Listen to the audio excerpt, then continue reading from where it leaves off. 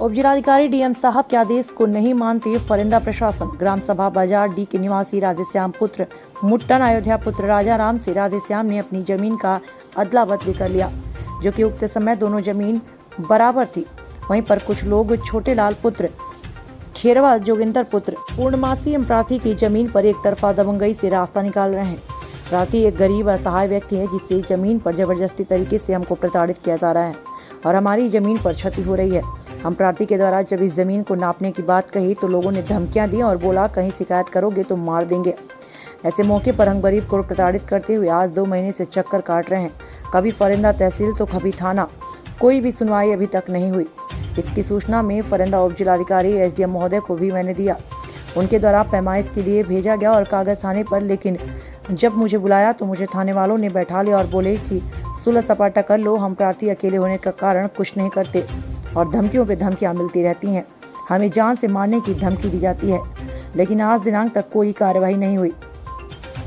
महाराजगंज से संवाददाता दिग्विजय कुमार की खास रिपोर्ट। आपका क्या नाम है? राधेश्याम।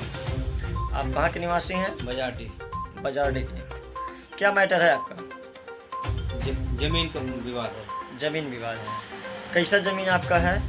हम जमीन अपना बदला किए हैं। बदला किया? गांव में जमीन दे रखे हैं और उनका जमीन दूसरे का ले रखे हैं। तो जिसका जमीन आप बदला किए हैं वो आपके कौन है? तो हमारे बड़े पिताजी के लड़के हैं। अच्छा, तो फिर आपने जमीन बदला जब कर लिया है तो बराबर दोनों जमीन है? हाँ, दोनों लमसम बराबर ही है। तो फिर उसमें क्या दिक्कत आ रही है आपको? अब दिक्कत ये आ रही है, हम अपना जमीन दे के और इनका जब लेने जा रहे हैं तो ये हमारा जमीन नपवाने के लिए तैयार नहीं है। और जब तैयार हुए तो प्रधान जबरदस्ती एक तरफा क्या बोलते हैं कि हमारे ज़मीन नाप के फीता से और वहीं पे ज़बरदस्ती नाली डाल रहे हैं।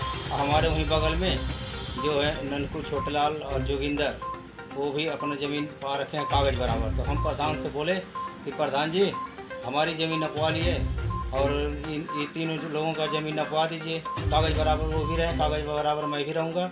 उसके बाद जो बीच में बचेगा वो रास्ता हो जाएगा, चाहे नाली बनाइए चाहे सड़क बनाइए।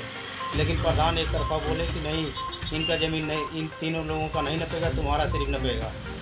और जब फिर उसके बाद इस बात पे झगड़ा होने लगा घर में, तो पुलिस आई, हमको उल्टा ही ले गई और थाने पे ज़बरदस्ती प्रधान बोल दिए कि हमारा सत्ता है और जो कहे हम विधायक हमारे हाथ में है, योगी भी हमारे साथ में है।